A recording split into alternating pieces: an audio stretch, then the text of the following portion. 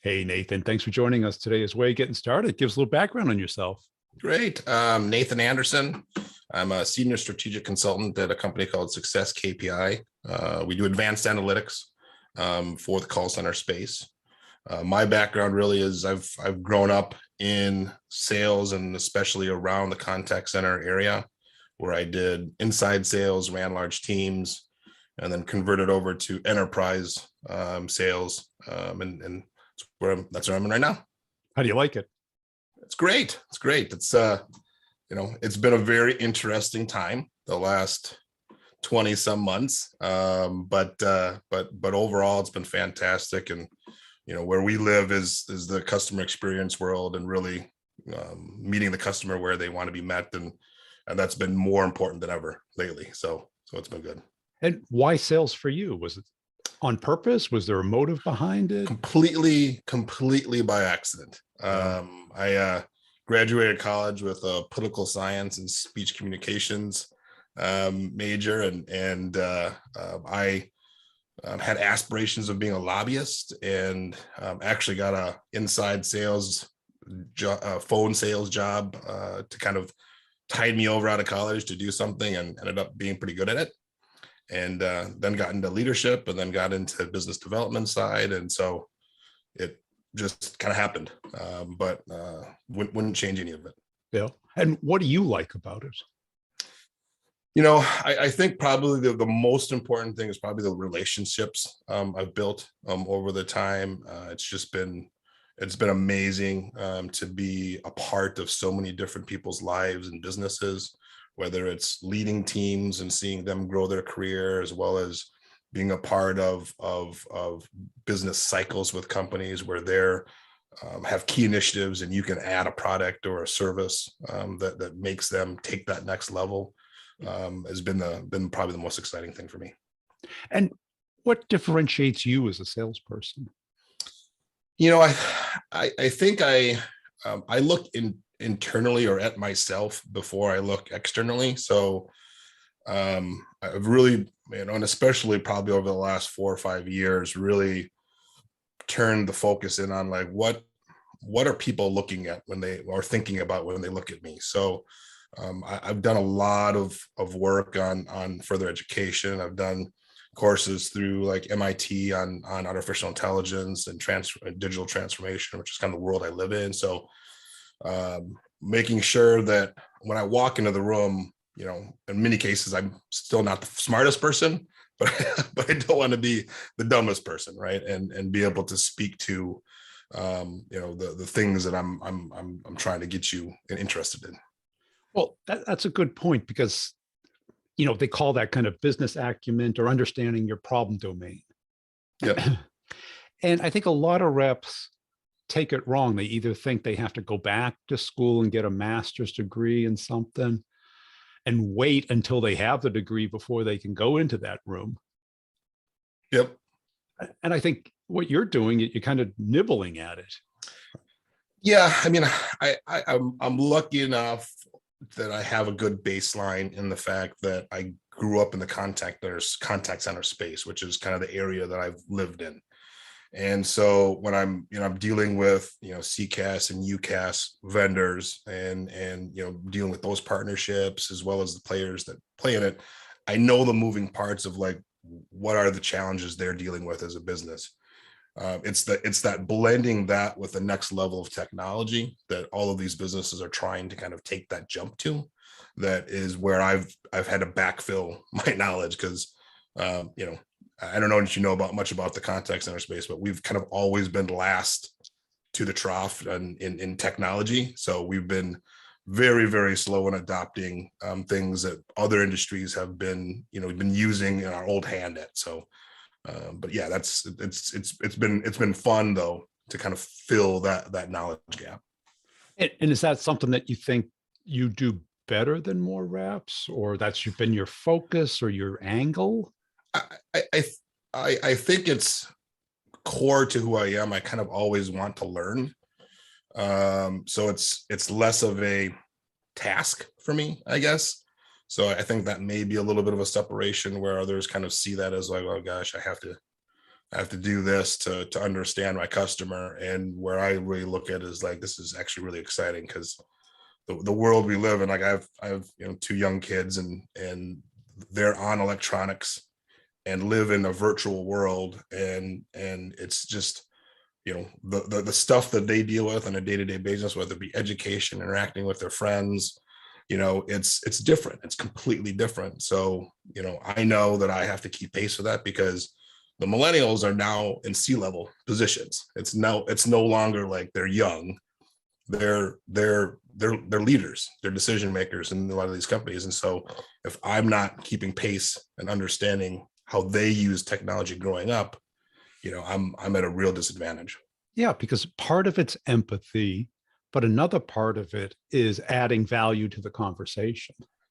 Yes, 100%. Yeah. And I think that's such an important piece of any kind of sales process, right? Like, so I think one of the things that so many people have a misunderstanding of what we do as enterprise salespeople is they think it's just whining and dining, right? And it's all fun. And the understanding of the details of how complex these cycles are and how many people and organizations that you need to navigate and understand and get their heads doing exactly what you're doing, nodding, right? Yep. Like, okay, I get it. Yep, makes sense.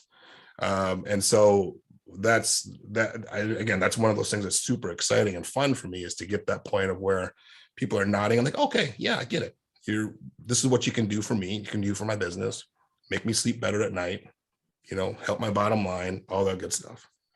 Because clients pick up on the passion. Because if you have that passion for the technical topic, and it doesn't have to be about your product, it has to be something about them that they care about. Yeah, 100%. Yeah, that's 100% true. That's, I've definitely watched several of your little videos and things like that, but it is core to what we as professionals are trying to do, which is you have to be able to provide value, right? You're not selling a thing. You're not selling a widget.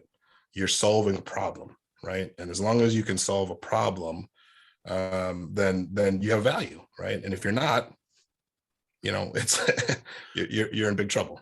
Right. Yeah, because they may not have formed questions, but we should have formed questions about the problem that we solve. Yeah, part of that discovery process, right, is the question a lot of times doesn't exist in their brain. It's you asking the questions to find out why are they, getting pressure from the board, right? Or what is the market telling them, and how does that translate into a actual problem? And then what is that problem's core? And then is there a solution that I'm providing that can actually solve it, right? Like, you're absolutely right. As talented and as smart as many executives are, it's sometimes work to get to that question and that answer. Well, especially when it's latent pain. Yeah. Right. Because they don't want to feel it. No. Right. They kind of like, it's kind of nice over here, unfelt. Yep. Yep. Yep. But they know it's there. Yep. 100%. 100%. Yeah. And I think that's one of our jobs, right? Is you do it without you picking at the scab, so to speak. Like you do it so that you don't want to make it right painful, but you do want to make it so that eventually, hopefully, you get that aha moment. Like, yes, learn from others' mistakes. Yeah, that is the problem, right? And okay, tell me more how you can solve that for me. Yeah. And how do you go about learning this? Because you're not going to go on a sabbatical, learn it, and then come back, right? You got your job to do every day. Yep. So, I use a bunch of different sources, I guess. So I think one of the key things is when I'm, say, at an event, like a conference or whatever, and part of the time I'm sometimes standing at a booth, right? Or I'm at meetings, but every other moment that I have, I'm out there talking to other people in the industry. What are you seeing? What are you hearing? And then I'm taking that information and then getting kind of a, a to-do list of like, okay, I've heard this from 4 or 5 different people. This is really interesting. And then I'll use the other resources, whether it be, just Googling it and finding some articles and reading up on it. Simple as that. And then some of the more broader kind of macro trends like artificial intelligence, digital transformation specifically, like I know I kind of need to have certification level stuff. Like that's what we do and that's what we enable. And so when I'm looking at more macro stuff, I really think, okay, I need really targeted, very specific. I need to go to people that are, known for being able to do that. But in that case, I still have to do my day job, to your point. So, I'm doing those online courses, right? So it's on my time. And that's part of kind of the investment. Like no sales job is 9 to 5. Not anymore, because we have to add value. And value can be conversations about adjacent topics and technologies and trends. Because executives like to talk about that. They don't, how long do they want to talk about your product? Until there's a reason to talk about it, no one cares. Yep. You got to create the reason. Yep. And I'd even go to another step is I don't think at any point in time do they really want to talk about the product. They want to talk about what the product is going to do for them. Yeah. Right. Like, I've had some very interesting, meetings, where you're sitting down with a COO or a CEO. And before you say a word, the conversation starts as, I don't want to be sold. Don't sell me. The second you start selling me, it sounds like an infomercial, right? Yeah, this meeting's done. So tell me what you can do for me. Yeah. So if you don't have a real deep understanding of what their business is and what some of the challenges probably are that they're facing, whether that be because internally or whether just industry wide, it's a challenge everyone's having, you're in big trouble from the get-go. Right, because you're naturally going to talk about what you do because that's what you know. Yep. But they don't want to hear that, or they Yep. want to hear about 5 minutes of it max. Yep. A commercial. Yeah. So you got to talk about their business. And I always equated it to like a Rorschach. Remember that? Yeah. It's like you show them this picture and then you wait to hear what they say. What do they see in the picture? Yeah. No, I see a rabbit. You know what? We helped this person with this rabbit problem they had. Yeah, no, that's a great point. And that's, and I think that's a very interesting way to kind of look at the fact that every single C-suite leader is still a person, and the way that they look at problems and want to solve problems is different regardless of what letters are in front of their name. So it is absolutely so important to sometimes like have ask good questions, but at the same time shut up and listen. Yeah. And what motivated you to take this approach? Sounds like your own personal curiosity. Did you see it as a competitive advantage? I think so. So part of my career was running kind of large inside sales teams. So I did both, management sales, but also, operations level stuff. And so I would get approached by people who are trying to sell technology to me and to better run my business. And the ones that I ever gave any level of interest to were the ones that, number one, knew what the heck I did as a business.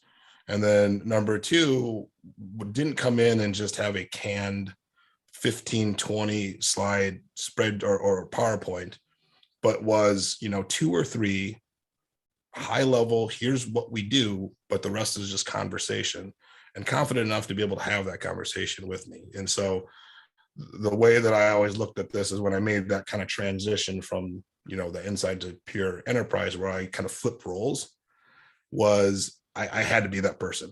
If I wasn't the person that I wanted to talk to, then I wasn't going to be, I don't think, good at my job. That's it, because everyone's looking for magic words. And it's just good questions Yeah. And I and think, genuine curiosity. yeah, and I think you said it before, is there has to be an emotional connection and a passion behind it. Like, Yeah. you can't fake that. I either care about your business and you as a person, or I don't. And people are, very, very clear knowing, do you actually care or not? And if you don't, I mean, again, flipping the script, I would have never bought from anyone that I didn't believe really cared about what I was trying to do. And plus having done the job gives you, empathy for what they're going through. Yeah, absolutely.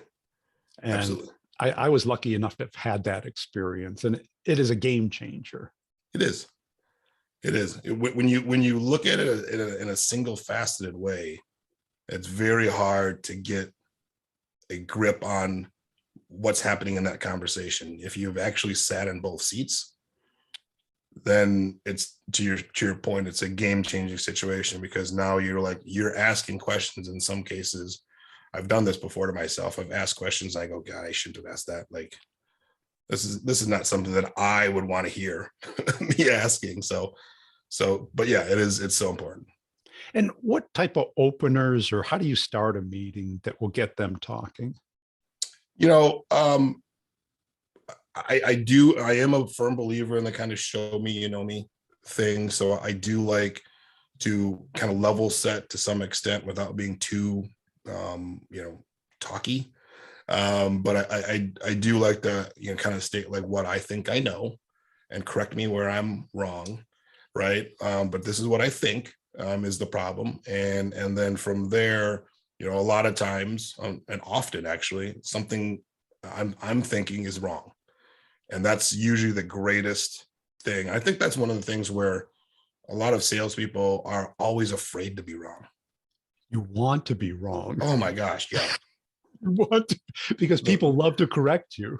the moment someone says no, that's not right, then I'm like, great. Now we have a conversation. Yes. Now we have something going. Now they're engaged. They Yeah. now Well, want to plus I'm correct learning, you. right? Plus I'm learning, which is that itch that I always want to scratch. And from that, once you get them talking, that's the classic pivot moment. Then you can start engaging in the questions to surface the things Yeah. you want to talk about. Yeah. Yeah, exactly. And that's, you kind of talk about or you think about the classic cycle, right? Where you have the discovery process, and really great cycles should be so natural, where it's very hard to discern Right. What stage you're at. stage one, you're right, S1, S2, S3. It should not, like, okay, well, and I've been on some conversations where it's opening demo, and I'm really S4 by the end of that conversation. Like, I've identified the problem. They agree that I can solve the problem, and then now they're starting to ask buying questions like, okay, what does an implementation look like? Like, what's my timelines? I have a initiative that I need to get done by X date. Is that something that you can realistically do? Like, and in that one conversation, so many people go into like a opening call, first call demo, and go, okay, I just need to check off these 3 things. Right. And We'll send you a proposal. and I need to get the second meeting. Yep. And I can move S1 to S2, like, great. And you miss so much, right? Because it should be natural. do, because it doesn't feel natural. When they're dancing, then you know what they're going to do. Send me a proposal, then they never call you back. Yep. And that was a waste of time For both people. Yeah. Because it is this communication and organic conversation back and forth. Let's make sure it works. Let's make sure it works here. Let's build a case for it. Yep. How did you learn those enterprise type sales skills? Because it sounds like you were more on the transactional stuff before. Yeah. I would lend that to being, having, a few really good mentors early on in my transition to enterprise. I've kind of always been just a kind of rapport and people person, and the process itself was secondary to me early on. And that's why I kind of like say, like, if there's one thing that I wish I could have done earlier is learn the process and understand that, and not to be a prisoner to it, but to understand like sales are really never lost late in the game. They're lost early in the game, right? And because you did something, you missed a step, you didn't get the right person bought in early on. You didn't know that someone's job was around the piece of technology you're replacing, and you didn't find a way to get them to see value in what you're doing for them. Like, there's so many different moving this pieces. is it. And to know that, you have to be curious about it. Yep. Yeah. So yeah, I was really lucky early on to have people that were, I wouldn't call like the opposite of me, but were just really process smart, like geniuses around that piece. And it was important for me to know. Especially when you're new, because it's nothing but a series of traps. Because the client doesn't really know how to change things internally at their company. Yeah. They assume it's a lot easier than it is. Yeah. They assume just send me a proposal, I'll recommend it, and they'll buy it. Right. Doesn't work that way. No. Right. Yeah. I'm in the middle of a few where it's, the entire process has gone very, very smooth. And now it's the infosec, right, on one, and the other one, on the other one, it's a vendor within the network that we have to integrate with, right? Yeah. And we have to jump through gates on that. So it's very often very often, and this is, I think, something that's surprising to people, is like getting executive level and board level sign off is sometimes the easiest part, because they know they have the problem. And when you know that you have something to solve it, like, done. It's the administrative stuff sometimes that can be, or the stuff that's out of your control that can be challenging. Yeah, that requires action that you don't have control over, that you only have influence. Because they all have their priority list. Yep. And yours may not be on the top. Yep. And where did you get these internal skills? Sounds like you have high personal responsibility, that you took the initiative to learn all this stuff. No one told you to do it or mandated it or paid for it, probably. Yeah. I think, well, one, I did have, an employer that actually did really buy into the development piece of it. So some courses were definitely paid for by the company. But with that being said, like, I was, I and one of my colleagues were really the only ones that asked for it, which is surprising to me. Like, you don't, sales 101, right? You don't get anything that you don't ask for. Well, it's a performance profession. Yep. Right. You wouldn't say to a ball player or musician, okay, you took your lessons, you're all set. Yeah. You don't have to rehearse. You don't have to practice. You don't have to get a coach. You don't have to evolve anymore. You're there. You're a finished product. Yeah. You just can't do that. Yeah. Yeah. And I think the other piece is, and this is going to sound kind of, cliche, but it was the way I was brought up. Like my, everyone that I grew up around, including friends, were just that type of people. And I'm a big advocate of, like, you are who you surround yourself with. And so, and I've learned that in good and bad ways.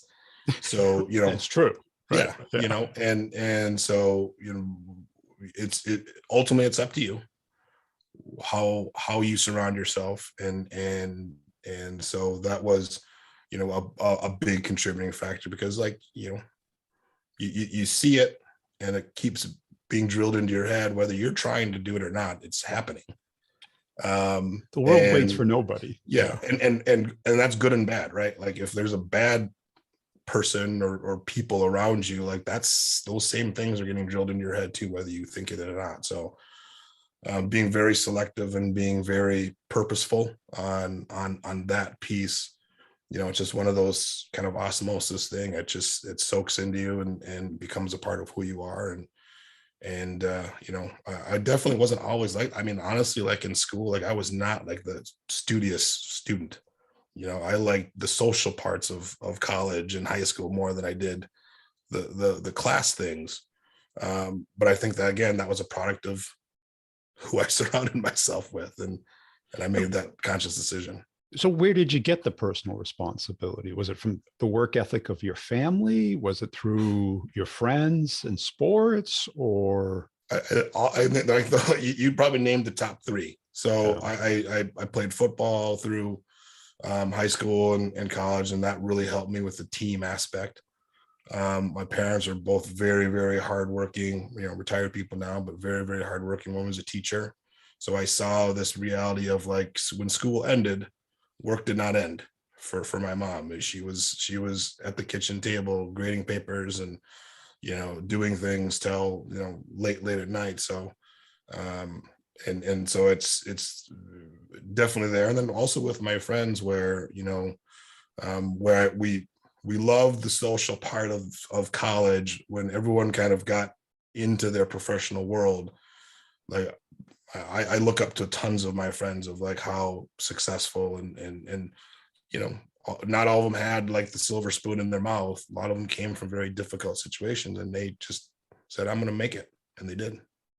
Well, and that's it. It's to balance the social skills with the professional. Because Yep. if you look at any of the huge milestones in your life, it's usually involves somebody else. Somebody else gave you that opportunity or helped you or introduced you. Yeah. Yeah. It wasn't submitting your stuff through a website. Yeah. And I'll probably like just personally, like the biggest kind of game changing thing is, I won't go into super detail, but like when, about 5-6 years ago, I became a single parent with full custody of, two young kids. Wow. And so it's balancing and, the life of a salesperson, right? You're traveling and you don't have standard work hours and weekends aren't always yours either. So, making that decision of like, okay, well, this is it. This is the life I have, and I'm going to figure out how to make it work. And so it's one of those things I think a lot of people, well, I know a lot of people have come up to like, I don't know how you do it. Like, I don't know how you do all those things. And then my response always is, you would do it too. Like, When you have to. if you had to, guess what? When there's not another choice, you'll do it. Yep. So yeah, that was another builder of me. Well, what did you learn along the way that you wish you learned a lot earlier? Whether it's some epiphanies, some real pivot points? Yeah, I mean, I think the process piece definitely Yeah. would be something that I wish I learned earlier. I think the other piece that I would probably have to say is like, I guess, really truly connecting emotion and passion with business. And in the beginning, I was very just KPI driven. Like, what's my output? What's my input? What's my output? Just like a balance sheet approach to my career and to some extent life. And so when I realized like there can actually be real joy, but there's going to be lows too, but there's going to be real joy and fun and professionally, when you get invested at that level, then that I think changed a lot of things for me. So wish I would have known that or figured that out or accepted that earlier.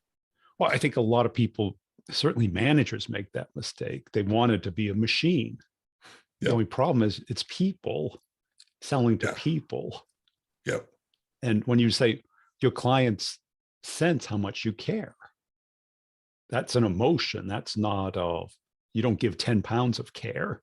You show that interest and you take action and you do the things that they want. That shows you care.